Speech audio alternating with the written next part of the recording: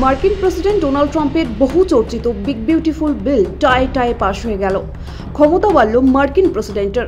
এই বিলের মাধ্যমে কর হ্রাস, সামাজিক নিরাপত্তায় বরাদ্দ কমানো, সেনাবাহিনীর ক্ষমতা ও সক্ষমতা বাড়ানো ও অভিবাসন নিয়ন্ত্রণে খরচ বাড়ানোর কথা বলা হয়েছে। ডোনাল্ড ট্রাম্প এই বিলকে বিগ বিউটিফুল বলেও উল্লেখ করেছিলেন। তবে মার্কিন সংসদের দুই কক্ষেই বিলটি টায়ে পাশ করেছে।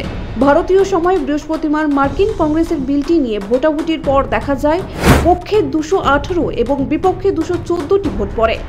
বিলটি আগেই মার্কিন সিনেটে পাশ হয়। সেখানে জয় পরাজয়ের নিষ্পত্তি হয় মার্কিন ভাইস প্রেসিডেন্ট জেডি ভান্সের কাস্টিং ভোটে।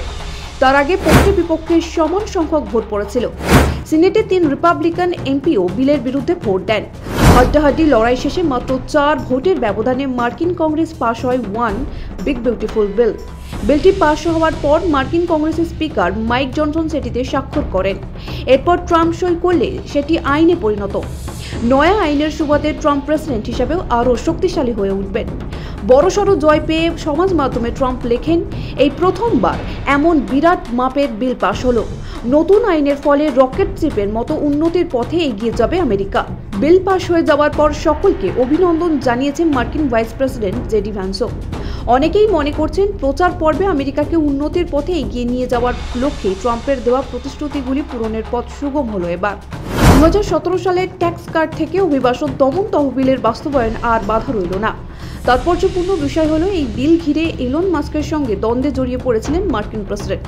সরকারি ব্যয় সংকোচের যে বিল নিয়ে এত সংঘাত, ক্ষমতায় এসেই সেই দপ্তরের প্রধান করা হয়েছিল এলন মাস্ককে। যদিও সংঘাতের জেরে সেই দপ্তর থেকে বহু আগে ইস্তফা দিয়েছেন টেসলা কর্তা। তিনি বলেছিলেন বিল আইনে পরিণত হলে তা হবে রিপাবলিকান পার্টির রাজনৈতিক আত্মহত্যার শামিল।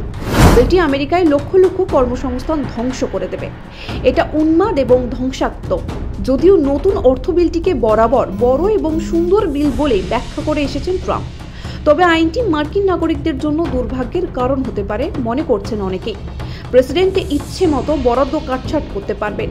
সংখ্যাগরিষ্ঠের আশঙ্কা, মার্কিন সামাজিক প্রকল্প বিশেষ করে স্বাস্থ্য খাতের বরাদ্দে বড় ধরনের থাবা পড়তে চলেছে। আগে USAID সহ আন্তর্জাতিক সহায়তা সংস্থাগুলির বরাদ্দ বন্ধ করে দিয়েছেন ট্রাম্প। তার ফলে বিশ্বব্যাপী কয়েক কোটি মানুষ রোজগার হারিয়েছে। শুধু বাংলাদেশেই প্রায় 15 লাখ মানুষ ক্ষতিগ্রস্ত হয়েছেন। নয়া আইনে মার্কিন নাগরিকেরাও সুবিধা বঞ্চিত হবেন। সেই অর্থ ট্রাম্প সেনাবাহিনীর জন্য খরচ করবেন। তিনি বিশ্বের বহু দেশে নতুন করে যুদ্ধ শুরু করতে চলেছেন। মার্কিন প্রেসিডেন্টের দাবি, শান্তি প্রতিষ্ঠা করতেই তিনি মৃদু যুদ্ধ শুরু করেছেন। ব্যুরো রিপোর্ট, সময়, কলকাতা।